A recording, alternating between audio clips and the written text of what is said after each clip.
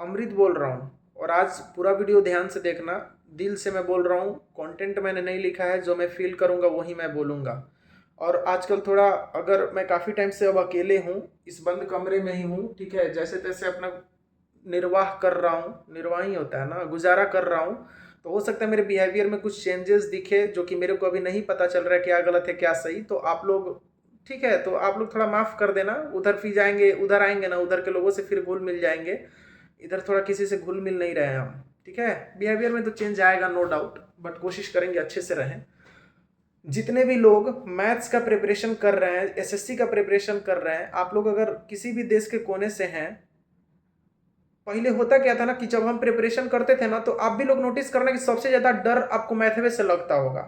बाकी तीनों सेक्शन तुम संभाल लोगे। बहुत ज्यादा माने बहुत सारे परसेंटेज वाले ऐसे बच्चे हैं ना कि मैथ उनका वीक है, ठीक है। और मैथ वीक नहीं है, मैथ फोबिया है उनको। कभी भी मॉक के नाम पे अगर डर लगेगा ना, तो बहुत सारे ऐसे बच्चे होते हैं जिनको मैथ में से खाली डर लगेगा कि पता ना मैथ में क्या क्वेश्चन पूछ देगा, क्वेश्चनवा बनेगा कि नहीं बनेगा, मतलब वो परेशान हो जाएंगे।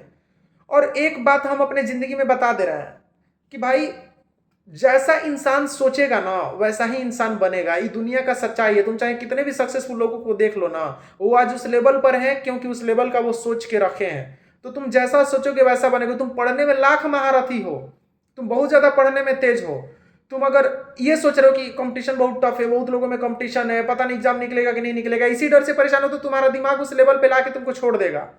बाद में लोग तुमको देख करके ना शौक हो जाएंगे कि यार वो तो पढ़ने में इतना अच्छा था, उसका एग्जाम का रिजल्ट क्यों नहीं हुआ। अरे यार, और पढ़ने में एवरेज था, मेरे जैसा एवरेज बंदा, ये तो पढ़ने में एवरेज है तो जॉब ले लिया। तो ऐसा होता है। तो it all depends upon your mentality, what you think you become. समझ रहे हो। तो अगर जो डर तो हटाना पड़ेगा, डर को भैया हटाओ, थोड़ा बहुत डरो, जरूरत से ज्यादा डरने का कोई जरूरत नहीं है, ठीक है। अब मैथ को हम लोग कैसे, मैथ को इंप्रूव करें और मैथ से डर कैसे मिटाएं। आप लोग अक्सर देखोगे कि मॉक में क्वेश्चन आपसे नहीं बनता है। मॉक में क्वेश्चन काहे नहीं बनता है? काहे कि आप ऑफलाइन वही क्वेश्चन हो तुम ऑफलाइन बना लोगे। हमने मॉक दिया मेरे भाई, ऑफलाइन क्वेश्चन में सब बन जा रहा है। आप बोलोगे कि भाई जब टाइम चलने लगता है तो मेरा दिमाग में नहीं चलता है, बन पे नहीं करता है मैथ हवा। काहे नहीं बनता है, कभी सोचा है? क्योंकि भाई तुमने टाइम के साथ उसको प्रैक्टिस नहीं किया है।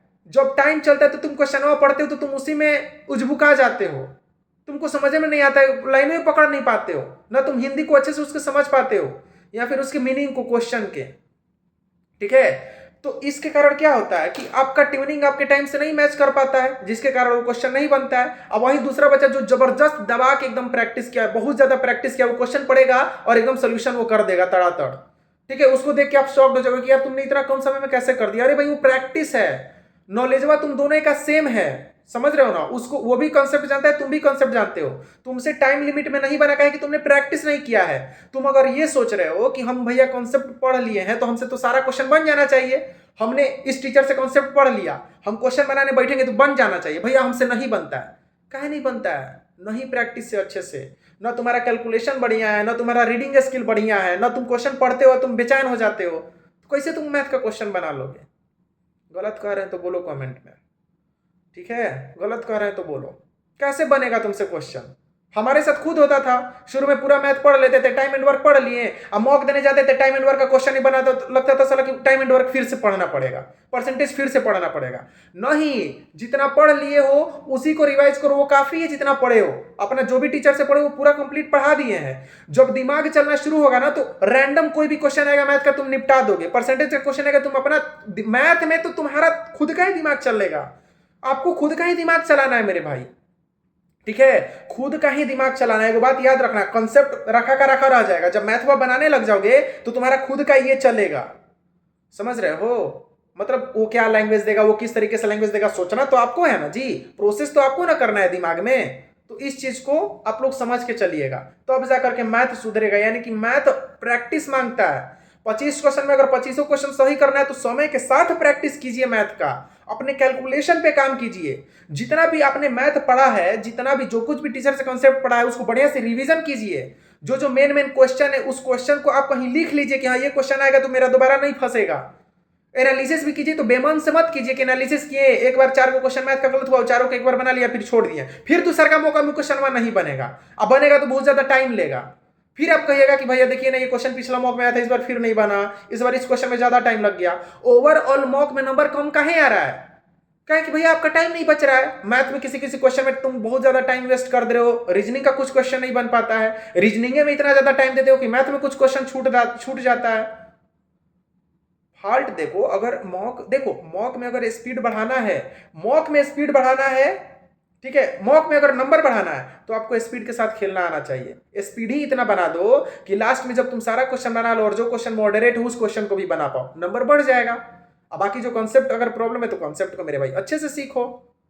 समझ रहे हो? मैथ में हम कुल मिला के ये बोलते हैं कि प्रीवियस ईयर उठाओ, प्रीवियस ईयर ऑफलाइन एक बारी बना लो अगर तुम बिगिनर हो तो। ऑफलाइन बनाने के बाद खाली ऑफलाइन से सब कुछ 25 में 25 नहीं आने लग जाएगा। टाइम के साथ प्रैक्टिस करना ही होगा, और टाइम के साथ जितना ज्यादा प्रैक्टिस करोगे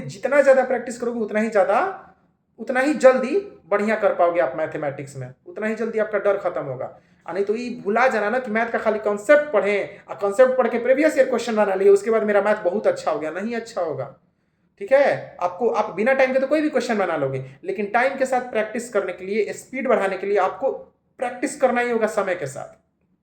ठीक है, अगर आपको टाइम लिमिट में बनाना है तो अच्छे से प्रैक्टिस करना होगा, अच्छे से बहुत बढ़िया से प्रैक्टिस करना होगा, समय लगा लगा के प्रैक्टिस करना होगा, 20 मिनट में 25 क्वेश्चन बनाने की आदत डालना होगा। ठीक है, तो अब तुम लोग खुद इंप्रूवमेंट देख लोगे। अब बाकी कैलकुलेशन करते रहो। मैथ्स वर्कआउट है, मेरे टेलीग्राम चैनल पे जा करके देख लेना। ठीक है, समझ रहे हो ना? और कोई दिक्कत है? आप प्रीवियस ईयर और मैथ में ना टफ टफ मत उठा लो कि बहुत ज्यादा सवाल उठा लिए, बहुत ज्यादा टफ से कुछ नहीं होता है। प्रीवियस ईयर लास्ट 5 साल का काफी है, 6 साल का काफी है। जो 2017 में पेपर है बहुत ज्यादा कठिन है, उसको चाहो तो बनाओ, नहीं तो छोड़ दो। सीजीएल 2018, 19, 20, 21, 22 और सीएचएसएल का और सीपीओ का तीन को पेपर लास्ट 5-6 साल का, और एमटीएस का लगा लो बढ़िया से, मैथ तुम्हारा ठीक हो जाएगा, गारंटी दे रहे हैं, भरोसा के साथ बोल रहे हैं। ठीक है, अब बाकी बिगिनर हो, टाइप वाइज अगर कंटेंट चाहिए तो किरण पब्लिकेशन, नहीं तो अगर रैंडम क्वेश्चन दिया हुआ है पिनाकल, दोनों में से कौन उठा करके बना जाओ। ठीक है, याद रखना मैथ में लास्ट 5 से 6 साल का पेपर बनाना है। ठीक है, जो भी था दिल में बात था बता दिए। थोड़ा अनकंफर्टेबल पोजीशन में माफ कर देना, मेरे को कैमरा स्टैंड लगा करके थोड़ा सा बहुत ज्यादा भारी काम लगता है, बना के डाल देना ऐसी video. Wish all the very best. ठीक है, दिल से पढ़ो, कभी आएंगे सबसे मिलेंगे, समझ रहे हो ना? सबसे मिलेंगे हम। ठीक है, चलो बाय बाय।